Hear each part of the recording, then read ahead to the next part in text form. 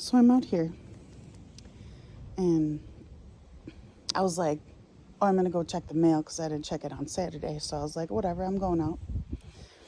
And I noticed that there was a bunch of bird poop on this person's car. I'm not going to show you his car, but I was like, all right, I'm going to go get the mail.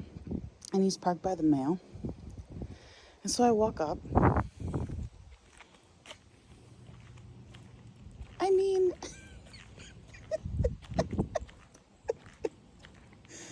have you seen this much fucking bird turds before? Jesus, they must all had to go at the same time. Yeah, have a bird turd day.